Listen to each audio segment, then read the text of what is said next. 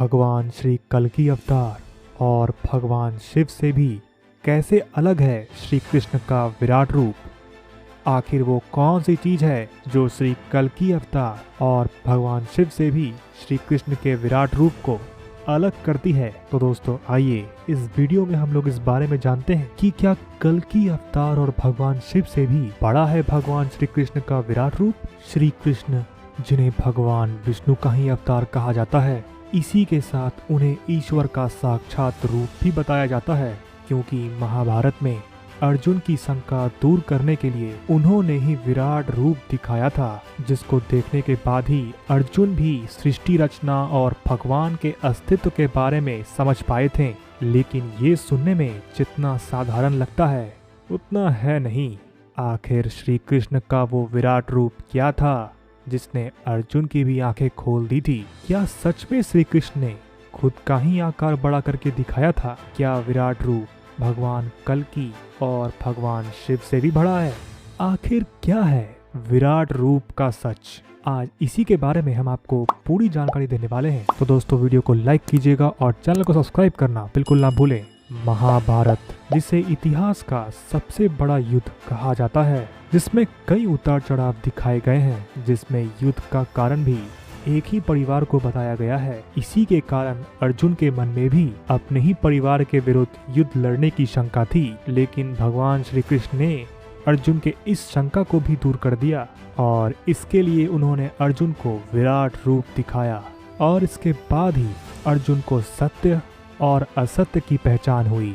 जब श्री कृष्ण ने विराट रूप दिखाया तब समय भी रुक गया। इसी कारण इस रूप को सिर्फ अर्जुन ही देख पाए। श्री कृष्ण ने अर्जुन को समय से बाहर दिखाया था। भगवान श्री कृष्ण ने सभी देवी देवताओं के बारे में बतलाया था।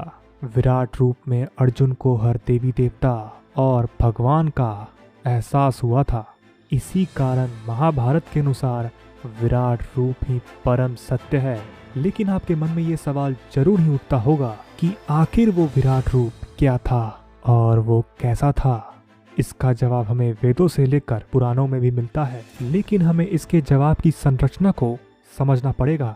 सब में इस बात को तो हर जगह बताया गया है कि भगवान एक हैं। कहीं पर भगवान शिव को बताया गया है तो कहीं पर भगवान कल्कि अवतार की बात की गई है। जिस तरीके से कलयुग में भगवान कल्कि अवतार की बात की गई है, उसी तरीके से द्वापर युग में विराट रूप की बात की गई है।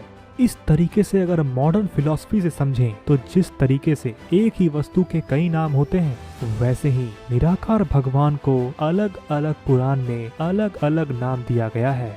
यानी कि विराट रूप को भी उसी निराकार भगवान का एक रूप बताया गया है। अब आपका सवाल होगा कि क्या सच में विराट रूप इसी तरह विशाल और सभी भगवानों का रूप होता है जैसा हम आज चित्रों में देखते हैं? तो जवाब है, क्या आप बिना आकार, बिना किसी रंग रूप के किसी चीज का चित्र बना सकते हैं? यकीनन आपका जवाब नहीं ही होगा। लेकिन हमें समझाने के लिए एक आकार को बनाया जाता है ताकि हम कुछ हद तक उसे जान सकें और उसके ऊपर ध्यान कर सकें। अब आपका सवाल होगा कि आखिर श्री कृष्ण ने अर्जुन को विराट रूप कैसे दिखाया था? तो इसका जवाब ये है कि हम 3 आयामी सृष्टि में रहते हैं और चौथा आयाम समय है। निराकार ईश्वर 10वें आयाम में निवास करते हैं। श्री कृष्ण ने भी अर्जुन को वो दिव्य दृष्टि दी थी जिससे वो 10वें आयाम का वो आभास पा पाए और सत्य असत्य को पहचान पाए। जिस तरीके से 3D मूवी को देखने के लिए 3D ग्लासेस का इस्तेमाल करना पड़ता है, ठीक उसी तरीके से इसी दिव्य दृष्टि के सहारे उस 10वें आयाम का आभास हुआ। उस वक्त समय भी रुक गया था, क्योंकि समय भी हमारी ही सृष्टि तक सीमित है। उदाहरण के तौर पर हमारी सृष्टि एक मोबाइल का ऑपरेटिंग सिस्टम है और ऊपरी आयाम में भगवान इसको चलाते हैं। हमें ये समय वर्तमान और आने वाला समय भविष्य लगता है, लेकिन इस सृष्टि की शुरुआत से लेकर इसकी रचना से लेकर इसके अंत तक सारा खाका पहले ही बनाया जा चुका है। श्री कृष्ण ने सिर्फ अर्जुन को इस सिस्टम से बाहर का एक दुनिया दिखाया था जहां पर समय भी नहीं है।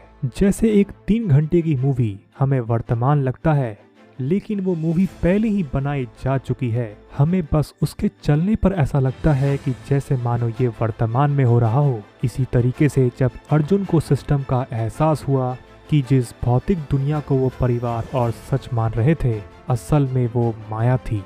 जब श्री कृष्ण ने अर्जुन को दिव्य दृष्टि दी और विश्व रूप दिखाया, तब अर्जुन को भी यही बात समझ में आई, जिस भौतिक दुनिया को वो सच मान रहे थे वो असल में एग्जिस्ट ही नहीं करती। इसी तरीके से जब अर्जुन को सिस्टम से बाहर का आभास हुआ, तब उन्हें समझ आया कि जिस भौतिक दुनिया को वो परिवार और सच मान रहे थे, असल में वो माया थी। और इसी तरीके से वो अपने मन की शंका दूर कर पाए और सच को जान पाए। इस तरीके से विराट रूप का आकार नहीं बल्कि आभास होता है, जिसमें हर भगवान, हर देवी देवताओं का रूप महसूस होता है, चाहे वो भगवान कल की अवतार ही क्यों ना हो, जिनका अवतार अभी कलयुग के अंत में होने वाला है। क्योंकि यही सत्य है और सनातन का मतलब ही यही होता है कि सत्य और कभी ना खत्म होने वाला सच्चाई।